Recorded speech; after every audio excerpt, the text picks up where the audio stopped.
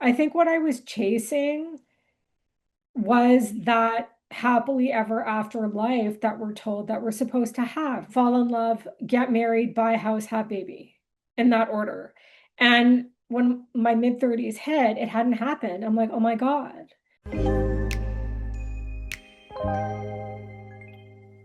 I am a child of immigrant parents.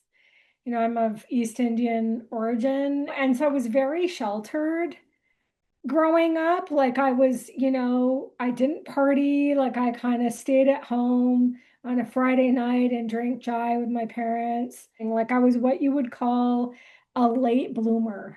And then, my world just kind of changed when I was in my early 20s when I lost my mom and moved away from home to do my master's and go to business school. And that's where I feel like that's where life kind of started for me. And I was like in my Sex in the City era, and I was drinking Cosmos and partying and, enjoying myself, making money. I had graduated. And then I was also dealing with grief that at the time I couldn't even really process. Like for 5 years, I tried to replace what I lost. And I hit, I don't know, maybe I was 34, 35, and I just remember feeling so sick and tired of my life. I felt like just stuck in my career. I'm like, I'm not moving forward. I was in a relationship that wasn't going anywhere. And I just remember thinking, like, I'm still here. Like, I'm still in the same place. You go through that age where everybody's getting married. And I'm like, I felt like I was failing. And that's like something in me just said, I need to get out of here. And so I left.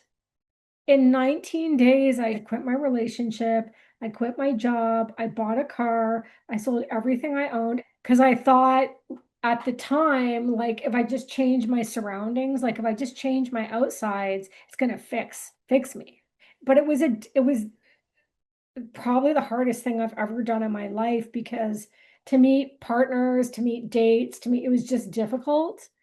Um, and so that's when I finally figured out, I really learned what loneliness was because I had lost my city, my home, my friends, who I was, my sense of belonging. Like I had no community. And I was in a suburb surrounded by baby carriages and strollers. And I sat there every night by myself and I just drank.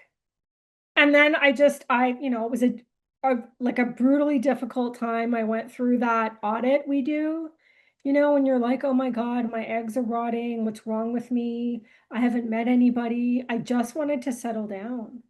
And then when it doesn't happen like that or in that timeline, part of my language, I shit on myself for years. And so it just continued. And eventually, I made a decision to move back. And then, I got some stability when I was around 42, but I was so broken from what I had just chronic persistent stress and numbing that all I could think about was like, how do I start to heal myself? And so, what it brought out for me being somebody that is naturally very, in tune with wanting to know herself was I developed this insatiable desire to really squash that voice in my head that told me that I wasn't good enough. And I learned the hard way. It doesn't help you, right? That inner critic that tells you that she's better than you and she's more special than you because she's married and she has a baby. She's not. It's about honoring where you are and your life and your choices and your experience and loving yourself for all of it. And having a husband and having a kid doesn't make you. It's just, it's a part of your life. It's a relationship experience you have, but it doesn't make you.